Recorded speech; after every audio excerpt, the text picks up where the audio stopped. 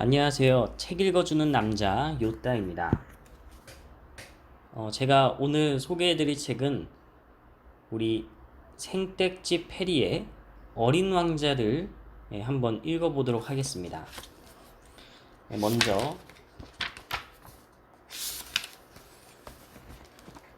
그 서문의 내용을 보시면 레옹 베르트에게 이 책을 어떤 어른에게 바치게 된 것을 어린이들이 용서해 주었으면 한다.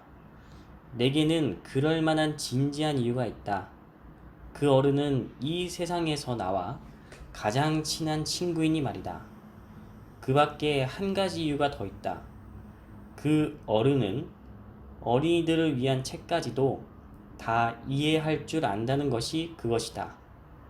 그리고 세 번째 이유는 그 어른이 지금 프랑스에 살고 있는데 그곳에서 춥고 배고픈 처지에 놓여 있다는 점이다.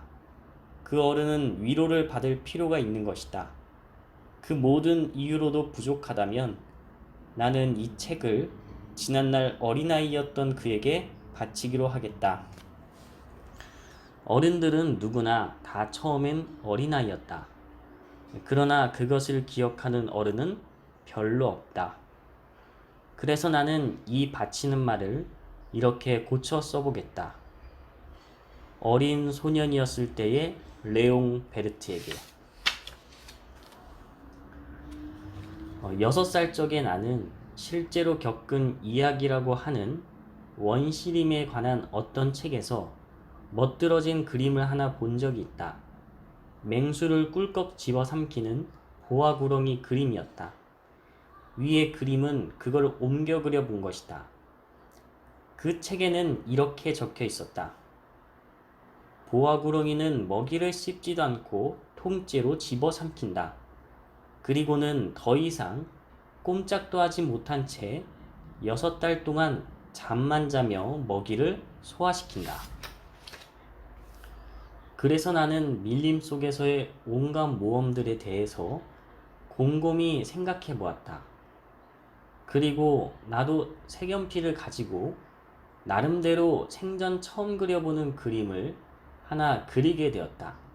내 그림 제1호였다. 그 그림은 이런 것이었다.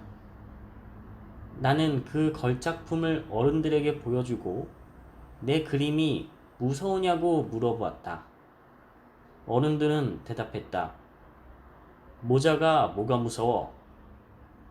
내 그림은 모자를 그린 게 아니었다. 그것은 코끼리를 삼키고서 소화시키는 보아 구렁이를 그린 것이었다. 그래서 나는 어른들이 알아볼 수 있도록 보아 구렁이의 뱃속을 그려 넣었다. 어른들에게는 언제나 설명을 해주어야 한다. 내 그림 제2호는 이런 것이다. 어른들은 나더러 속이 보이건 안 보이건 간에 보아구렁이를 그림 따위는 집어치우고 차라리 지리, 역사, 산수, 문법이나 열심히 공부해보는 것이 좋겠다고 충고해 주었다. 이리하여 나는 6살 때 화가로서의 멋진 꿈을 접을 수밖에 없었다. 내 그림 제1호와 제2호가 성공을 거두지 못한 것 때문에 낙담하고 만 것이었다. 어른들은 언제나 스스로는 아무것도 이해하지 못한다. 그러니 어린이들로서는 그들에게 매번 설명을 하고 또 해야 하니 피곤한 노릇이다. 그래서 다른 직업을 선택할 수밖에 없게 된 나는 비행기 조종하는 법을 배웠다.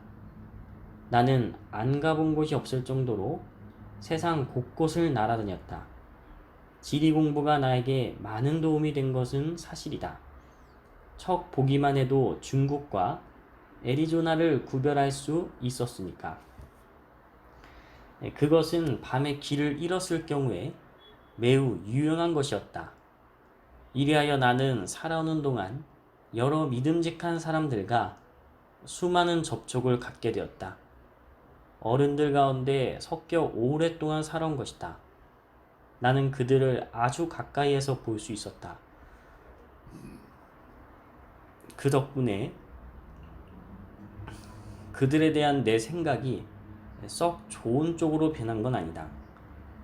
어른들 중에 좀 똑똑해 보이는 이를 만날 때면 나는 늘 간직하고 있던 내 그림 제1호를 가지고 그 사람을 시험해 보곤 했다. 정말이지 이 사람이 무언가 이해할 줄 아는 사람인지 궁금했던 것이다. 그러나 그 사람은 의뢰 모자구나 하고 대답하는 것이었다. 그러면 나는 보아구렁이니 원시림이니 별이니 하는 이야기는 아예 꺼내지도 않았다. 나는 그가 알아들을 수 있는 얘기만 하게 되었다. 브릿지 게임이니 골프니 정치니 넥타이니 하는 것들에 대해 이야기하는 것이었다. 그러면 그 어른은 나같이 제대로 된 사람을 알게 된 것을 몹시 흐뭇하게 여겼다. 여기까지가 챕터 1에 대한 내용이었습니다.